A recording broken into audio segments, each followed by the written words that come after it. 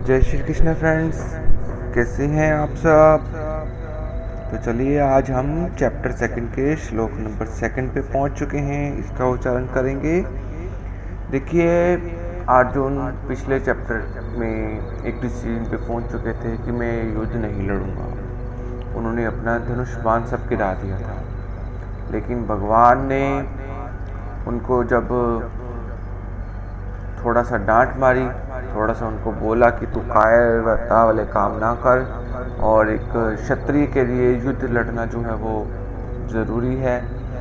कुछ ऐसे शब्दों से उसके मन में दोबारा से फिर हलचल शुरू हो गई, और वो अपनी बात को धीरे धीरे भगवान जी के सामने अगले श्लोकों में रखते गए कि भी भगवान, मैं तो ये सोच रहा हूँ कि भिक्षा का अन्न खाना मेरे लिए श्रेष्ठ है, रादर देन अपने स्वजनियों को मारना।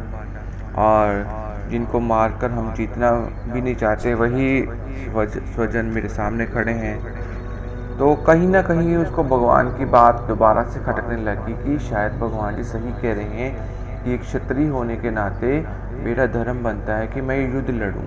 लेकिन अभी किसी डिसीजन पे नहीं पहुंचने के कारण अब इस श्लोक में वो भगवान जी से ही प्रार्थना करते हैं कि भगवान जी, मैं आपकी शरण में आ चुका हूँ, आप ही मुझे डिसीजन दीजिए। तो क्या कहा उन्होंने, चलिए शुरू करते हैं श्लोक को पढ़ना। कार्पण्य दोषो बहत स्वभाव, पृच्छामि त्वाम धर्म सम्मूढ़ चेता, यच्छ्रेय स्यानिश्चित्तं ब्रूहि तन्मे, शिष्यस्तेऽहं शाधि माम त्वाम प्रपन्नम। एक एक शब्द को उठाते हैं और समझने का प्रयास करते हैं, फिर इजी याद हो जाएगा क्या उन्होंने बोला। कार्पण्य दोष, कायरपण्य दोष मतलब कायरता मेरे भीतर आ चुकी है, उससे पैदा होने वाला दोष। बहत स्वभाव, उस दोष से जो मेरा मन है वो भी, स्वभाव जो है वो भी अपमानित हो चुका है।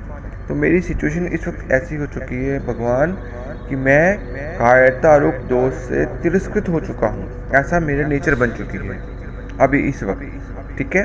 और धर्म सम्मूढ़ चेता, और धर्म के विषयों में मैं मोहित हो चुका हूँ। मेरा अंतःकरण जो है, मेरी जो सबकॉन्शियस माइंड है, जो मेरी अंदर से चेतना है, वो भी धर्म को लेके एक मूर्ता में जा चुकी है। उस पर मूर्ता छा चुकी है कि क्या धर्म इस वक्त मुझे सिखाता है, मुझे क्या करना चाहिए, मेरे स्वजनों को मारना चाहिए या मुझे क्षत्रिय धर्म करना चाहिए।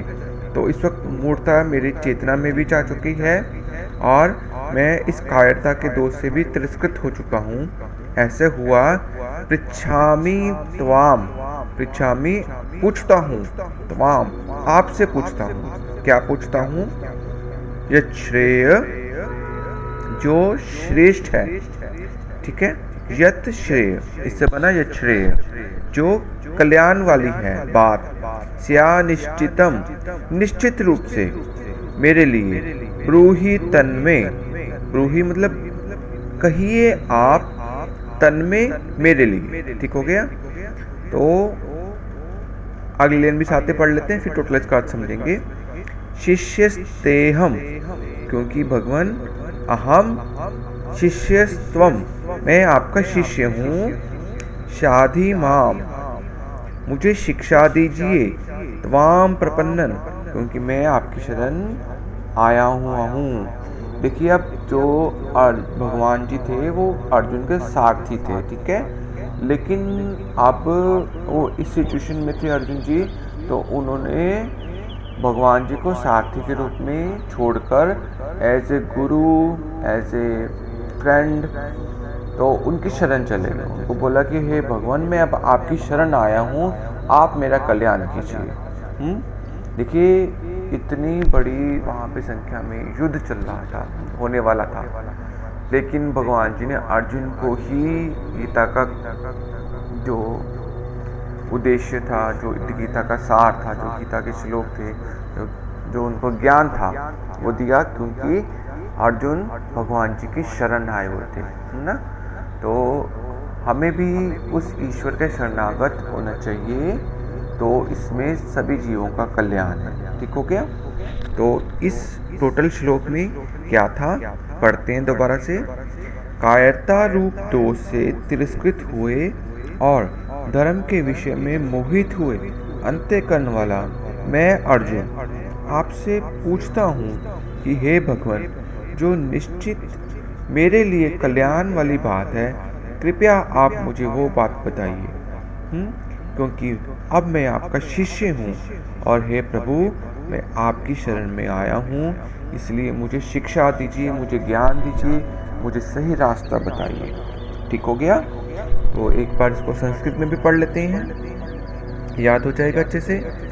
कार्पण्य दोषोपहत स्वभाव पृच्छामि त्वाम धर्म सम्मूढ़ चेता यच्छ्रेय स्यानिश्चित्तं ब्रूहि तन्मे शिष्यस्तेऽहं शाधि मां त्वां प्रपन्नम। Thank you so much friends. तो देखिए, अब अर्जुन जी धीरे धीरे भगवान जी की शरण आ चुके हैं। तो भगवान जी उसको जो जीवन का ज्ञान है वो बताना शुरू करेंगे, और इसके साथ साथ हम लोग भी अपना कल्याण गीता के माध्यम से करेंगे। तो आप सबका बहुत बहुत बहुत बहुत धन्यवाद इस गीता के श्लोकों को बड़े प्यार से, मधुरता से और